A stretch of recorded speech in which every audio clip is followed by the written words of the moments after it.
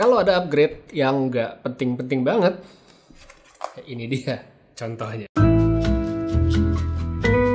Hai semuanya, kembali dengan Putu Reza. Kita ngebahas gadget lagi. Dan setelah seminggu yang lalu udah sempat unboxing, sekarang langsung aja saya mau ngebahas tentang the new MacBook Pro M2 Pro ukuran 16 inci. Ini adalah laptop yang baru dari Apple yang dikabarkan powerful banget. Tapi setelah seminggu saya pakai, nyoba-nyoba dengan aktivitas yang umum saya lakukan gitu, ternyata saya cukup bingung sekaligus cukup kecewa karena ekspektasi dan realita itu nggak semanis presentasinya Apple. Sedikit info soal harga buat yang mungkin belum tahu, laptop barunya Apple ini itu harganya adalah 47 jutaan ya. Saya dapetin ini di Studio Ponsel, jadi kalau kamu pengen beli, linknya ada di bawah. Harga mahal, ya iyalah mahal sih itu. Tapi sebenarnya kalau dilihat dari segi positioning udah sesuai dengan marketnya MacBook Pro selama ini, yang emang ya mereka nggak masalah untuk bayar mahal. Disclaimer juga, kalau saya adalah seorang pengguna MacBook Pro, tepatnya adalah MacBook Pro yang lama ya. Jadi dalam video ini saya akan membandingkan dengan laptop andalan saya saat ini, yaitu MacBook Pro 14 inci. Dia pakai M1 Pro dan keluaran tahun 2021. Jadi kita lihat gimana perbedaannya antara laptop baru dan yang lama. Sebagai laptop dengan ukuran 16 inci, MacBook Pro ini memang adalah laptop yang besar. Tapi sebesar-besarnya ini sebenarnya masih bisa dikatakan cukup ringkas ya. Cukup ringkas untuk sebuah laptop yang besar. Bobotnya hanya sekitar 2 kiloan aja, dan ditambah dengan charger bawaan plus kabelnya pun dia masih di bawah 3 kg. Jadi sebenarnya masih cukup enak dibawa-bawa kalau emang mau. Untuk pemakaian saya pribadi, ini sebenarnya tetap besar dan kurang pas ya, karena dulu pertimbangan saya memilih versi 14 inci itu adalah untuk dibawa-bawa, entah cuma ke kafe terdekat atau mungkin lagi ada acara di luar negeri, supaya saya nggak terlalu berat gitu bawa-bawanya. Saya tuh pengennya yang kecil tapi powerful. Nah, sekarang saya penasaran dengan yang 16 inci. Udah nyobain dan saya bisa bilang kurang cocok sama saya. Nah, balik lagi ke soal ukuran. Di luar soal kenyamanan untuk bawa-bawa yang tadi saya singgung, laptop besar ini juga tentunya atau pastinya punya kelebihan. Kelebihan pertama udah pasti adalah layarnya yang jadi lebih lega. Jadi dia nggak cuma besar doang, tapi secara kualitas spesifikasi ini juga mantep banget, sehingga akan sangat cocok menjadikannya sebagai sebuah workstation tunggal untuk mereka yang nggak pakai monitor eksternal. Contoh misalnya buat pakai ngedit video, itu area yang bisa dieksplor jadi luas banget. Oh ya, di atas layar ini juga masih ada notch ya pasti ya untuk kamera. Dan secara hasil sebenarnya udah bagus, tapi dia sebenarnya nggak ada peningkatan yang berarti dibandingkan yang versi sebelumnya. Oke, jadi sekarang ini adalah ngetes webcam yang ada di MacBook Pro M2 Pro yang 16 inci. Sekali lagi coba dalam ruangan di studio. Saya bisa bilang ini lumayan terang ya, karena ya saya nyalain lampu, ada lampu studio juga di samping, hasilnya oke, ada bocoran juga dari jendela. Jadi untuk secara kualitas sebuah kamera yang ditujukan untuk kebutuhan seperti ini, hasilnya menurut saya memuaskan, audio juga bisa langsung didengar, dan menurut saya oke-oke aja, walaupun tidak ada peningkatan yang signifikan, tapi hasilnya tetap bagus. Selain itu, untuk yang mungkin udah pakai iPhone, saya yakin kalau beli MacBook kemungkinan besar pasti udah pakai iPhone. Kita tentunya bisa memanfaatkan fitur seperti continuity camera yang ada di iPhone. Jadi kita bisa mengganti videonya ya, kameranya kalau misalnya mungkin kurang cocok gitu dengan hasilnya, kurang puas, kita bisa ganti ke handphone. Ya, ini pakai kamera handphone. Wow, jadi Inception. Nah, ini kalau misalnya saya pakai kamera belakang dari iPhone 14 Pro, hasil seperti ini. Jadi ya, kalau misalnya kurang puas dengan webcam yang ada, bisa diganti. Kalau nggak pun, menurut saya hasilnya udah oke banget. Kalau menurut kalian gimana, oke atau nggak, silahkan tulis pendapatnya pada kolom komentar di bawah. Habis itu, karena ukuran yang besar, trackpadnya pun juga ikutan menjadi besar banget sebenarnya.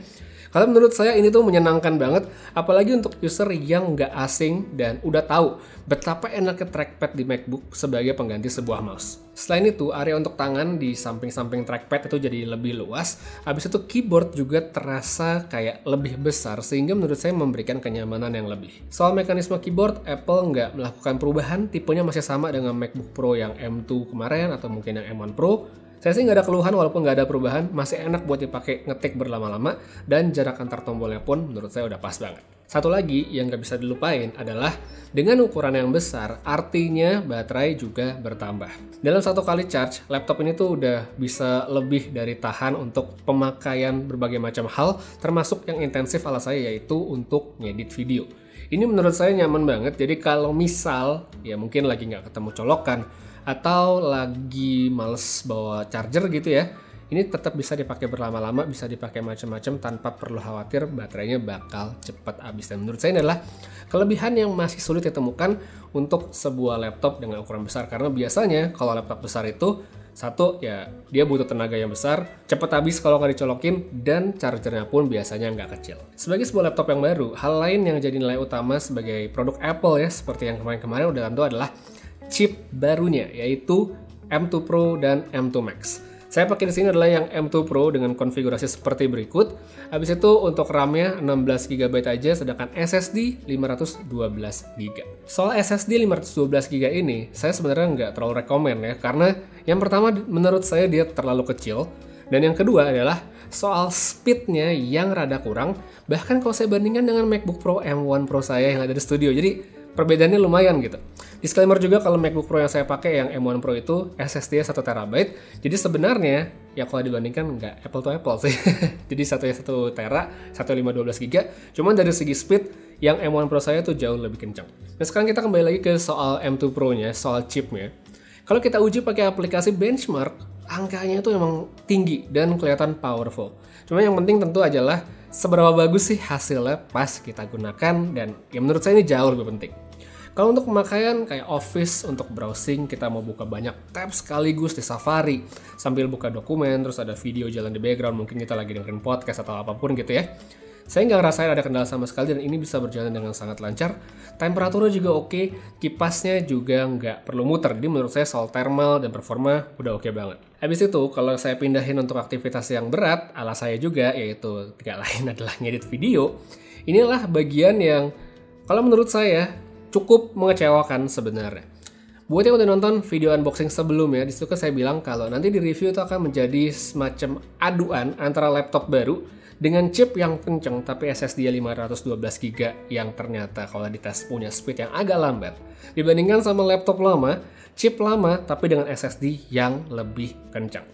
Hasilnya ternyata memang chip M2 Pro ini lebih cepat untuk ngeberesin hal seperti render video kalau dibandingkan dengan M1 Pro ya, karena dia bisa ngerender video 4K dengan color grading berdurasi sekitar 10 menit hanya dalam waktu kurang dari 7 menit. Ini menurut saya oke banget. Cuma sayangnya walaupun dia lebih cepat, ternyata selisihnya itu nggak banyak dibandingkan M1 Pro yang bisa menyelesaikan tugas yang sama dalam waktu 7 menit. Jadi selisihnya itu bahkan nggak nyampe 10 detik. 10 detik ya, bayangin. Cuman selisih 10 detik aja. Karena saya penasaran, akhirnya saya coba lagi nih ngetes yang kedua, sama buat ngedit video juga untuk render. Formatnya sama 4K color grading tapi durasinya sedikit lebih pendek, yaitu 9 menitan, yang tadi kan 10 menit, yang ini 9 menit. Hasilnya M2 Pro tetap lebih unggul tapi lagi-lagi dengan selisih yang berbeda tipis alias nggak signifikan. Di aspek lain, kalau saya lihat dari suhu dan putaran kipas selama dipakai untuk render tadi, harus diakui kalau M2 Pro 16 inci ini lebih bagus. Suhu puncaknya itu lebih rendah, terkontrol, dan kipasnya cuma kepake sedikit. Beda banget sama M1 Pro saya yang suhunya lebih tinggi dan kipasnya itu lebih kencang ya. Bukan kencang dari suara, tapi kelihatan dari grafik dia lebih kepake lah dibandingkan yang M2 Pro. Habis itu sedikit juga buat yang mungkin penasaran, apakah MacBook yang udah canggih gini udah bisa dipakai gaming? Sebenarnya ya MacBook apapun itu untuk sekarang bisa, walaupun memang peruntukannya bukan gaming dan variasinya tuh nggak banyak. Kalau emang mungkin terbatas gamenya pakai yang download di Apple Arcade, mungkin main FM ya download di Steam, atau main Tomb Raider yang selama ini sering banget jadi materi promonya Mac kalau ngomongin gaming, ya itu bisa banget di sini, nggak ada masalah. Andai kalau nanti lebih banyak game bisa dites di Mac, menurut saya sih bakal lebih menyenangkan ya. Tapi untuk sekarang tetap kalau kita beli Mac, tujuan utamanya bukan buat main game. Jadi secara umum kalau dari segi performa sebenarnya saya nggak terkesan, nggak impress dengan yang baru, karena sekalipun dia lebih adem, tapi keuntungan dari segi kecepatan yang saya dapatkan itu belum sebanding sama harganya yang lebih mahal ya. Jadi kayak sederhananya gini, buat apa saya beli versi baru yang harganya hampir 50 juta, tapi di tempat lain ternyata laptop saya yang lama, yang sekarang harganya udah di bawah 40 juta ini, bisa nggak sih performa yang tidak jauh berbeda dan punya kapasitas penyimpanan yang lebih besar, ya kan? Sederhana banget sebenarnya. Kalau bicara soal rekomendasi, Tentu, saya tetap akan merekomendasikan MacBook Pro dengan M2 Pro ini, khususnya bagi mereka yang melewatkan seri M1 Pro, M1 sebelumnya, atau mungkin sekarang masih pakai MacBook Pro yang versi Intel. Nah, itu baru saya akan merekomendasikan, termasuk buat mereka yang mungkin baru pengen beralih ke Mac dan pengen dapet yang paling oke saat ini. Ya jelas, yang baru ini menurut saya oke banget. Oh ya, belinya juga kalau bisa saya sangat menyarankan beli yang SSD 1 TB aja sekalian, karena memang akan sangat ngebantu buat kita menyimpan data yang lebih banyak. Kecuali emang pengen ngandelin penyimpanan seperti SSD eksternal atau mungkin semuanya via cloud, ya 512 GB mungkin bisa jadi pilihan. So, sekali lagi, semua itu balik ke kebutuhan dan preferensi. Buat yang pengen coba, cek harga, masukin wishlist segala macem, bisa langsung cek aja link yang saya taruh pada kolom deskripsi di bawah. Untuk sekarang, kayaknya segitu aja dulu review saya tentang the new 16-inch MacBook Pro, ya, M2 Pro yang besar sekali ini. Makasih banyak udah nonton sampai habis. Semoga video ini ngebantu. Putra Reza pamit. Sampai ketemu lagi di video berikutnya. Dan seperti biasa, have a nice day.